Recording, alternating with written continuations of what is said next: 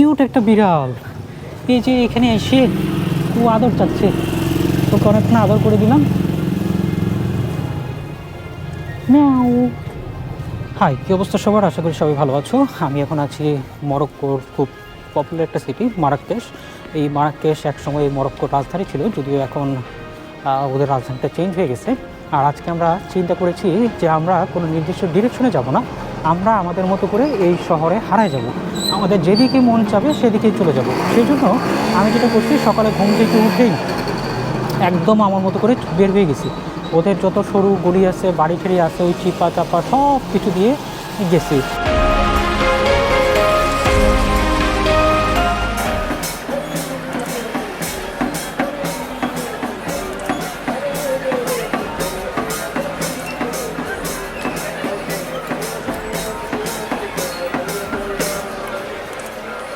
এখন আমি চলে আসছি কুতুবিয়া মসজিদের দিকে। ওই তো কুতুবিয়া মসজিদের যে মিনারটা আছে সেটা পিছনে দেখা যাচ্ছে।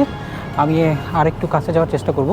তবে এই মসজিদটা সেই সময় রাজা যখন নির্মাণ করেছিল তখন 3বার নির্মাণ করতে হয়েছিল, কারণ প্রথমবার যখন নির্মাণ করে তখন দেখে যে এটার অ্যাঙ্গেলটা কাবাঘরের সাথে যাচ্ছে না। তখন যেহেতু তারা ওই সময় সম্পদশালী ছিল তখন ভেঙে ফেলে। এরকম করতে করতে 3বার তাদেরকে ভাঙতে হয়। আর ওই উপরে একটা স্বর্ণের একটা পিলারের মতো আছে, ওইটি আছে যে তার রাজার যেই ওয়াইফ ছিল তার স্বর্ণ গলিয়ে ওখানে লাগানো হয়েছে, যদিও এটা একটা মিথ মাত্র।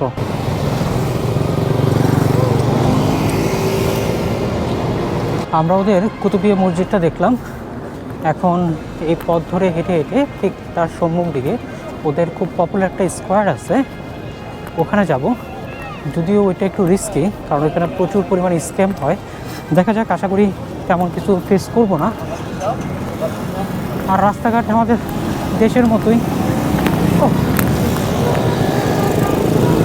এখানে চারপাশে প্রচুর ঘোড়ার গাড়ি আছে।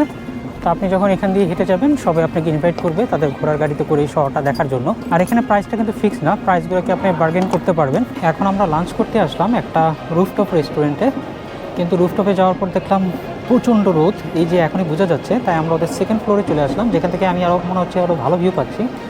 এই যে পিছনে সেই স্কোয়ারটা, এখানে কিন্তু নানান ধরনের খেলা চলে, সাপের খেলা, বানরের খেলা, তারপরে হ্যানা আর্টিস্ট। আর এটা হলো স্ক্যামের জন্য একটা প্রাইম লোকেশন। সো এখানে যখন কেউ আসবেন খুব কেয়ারফুল থাকবেন। আপনি যখন এই রাস্তা দিয়ে হাঁটবেন, আপনি যদি ভিডিও করেন, যদি ওরা নোটিস করে, তখন দেখা যাবে যে আপনাকে ধরে এক্সট্রা পয়সা রেখে দেবে। অথবা আপনি হাঁটাহাঁটি করতেছেন কিন্তু দেখা গেল একজন হ্যানা আর্টিস্ট এসে আপনার হাতের মধ্যে একটা দাগ দিয়ে চলে গেল, তখন বলবে যে আসো আসো তোমাকে আমি ঠিক করে দিই। ঠিক করার জন্য তখন এক্সট্রা পয়সা লাগবে।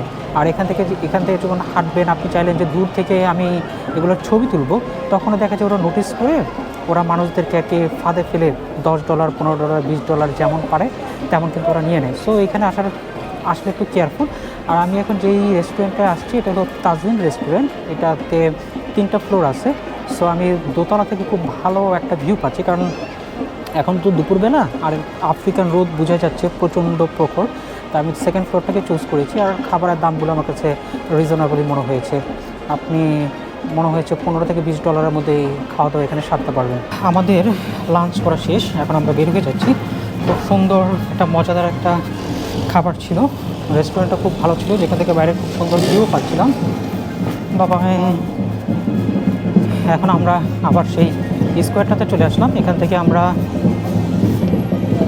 একটা মাদ্রাসা দেখতে যাব, যেটা এখানকার খুব পপুলার।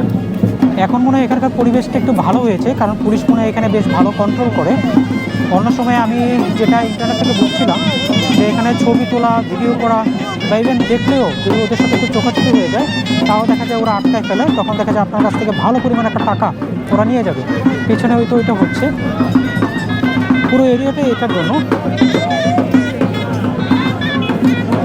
আর আমার পিছনেও ওইখানে হলো মদিনা মারাক্কেশ নামে একটা মার্কেট আছে, যেটা লাইক আমাদের নিউ মার্কেটের মতো বা বঙ্গবাজারের মতো, খুব চিপা চিপা গলি। সো এখানে আসলে কেউ যদি একটি শপিং করতে চান তখন ওখানে যে করতে পারেন, তবে খুব দরদাম করে নেবেন।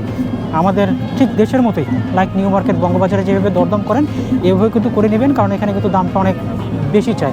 সো আপনি যদি সুভিনিয়র বা অন্য কিছু কিনেন, লাইক সাইডের কোনো দোকান থেকে কিনবেন, তাহলে 5 দিরহাম, 10 দিরহাম, 15, 20 এর মধ্যেই পেয়ে যাবেন। আর একটা হলো এই যে পুলিশ স্টেশন। সো এখানে যদি কোনো সমস্যা হয় তখন এই যে এখানে চলে আসবেন, বা এখানে কিন্তু ফোন দিলেই তখন আপনি ট্যুরিস্ট পুলিশ বা এখানকার পুলিশের হেল্প পাবেন। আর এখানে প্রচুর পরিমাণ আশেপাশে কিন্তু প্রচুর পরিমাণ রেস্টুরেন্ট আছে। সো রেস্টুরেন্ট নিয়ে চিন্তা করা লাগবে না। আমার কাছে মনে হয়েছে প্রাইসগুলো রিজনেবল, কারণ আমরা এর আগে শহরের বাইরে যে রেস্টুরেন্টগুলোতে খেয়েছিলাম তার চাইতে আমার কাছে কম মনে হয়েছে। আর যদি পুরো একটা মরক্কান ডিশ ট্রাই করতে চান এই লোকেশনে, কারণ ভিউরও তো একটা প্রাইস আছে, সো সব মিলিয়ে আমার কাছে খুব ভালো একটা ডিল মনে হয়েছে। এই তো দোকানগুলো অনেকটা এরকম, একদম আমাদের দেশের ফুটপাতে যেভাবে বসে ঠিক ওরকম করে দোকানের ভিতরে এবং দোকানের বাইরে, এবং প্রচুর পরিমাণে মানুষ, মানে মানুষ এত পরিমাণ, ট্যুরিস্ট প্লাস লোকাল, সো হাঁটাই যায় না ওয়ান কাইন্ড অফ। আর হলো আপনার সরু সরু রাস্তা, তো এইটা আরেকটা রিজন। এখানে একটা বিড়াল সামনে আসলো এবং সামনে এসে সে ডাকাটাকি করতেছিল যে তাকে যেন আদর করা হয়। এই অ্যারাবিক অঞ্চলে বা এর আগে যেসব অঞ্চলে বিড়ালগুলো বাইরে থাকে তখন তাদেরকে আদর করতে আসলে ভালোই লাগে।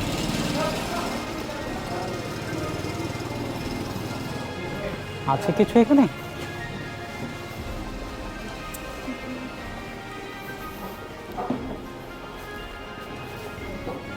আচ্ছা, এখানে আমরা একটা মাদ্রাসা দেখতে আসছিলাম। মাদ্রাসাটার এরিয়াটাই হলো এটা, বিশাল একটা এরিয়া।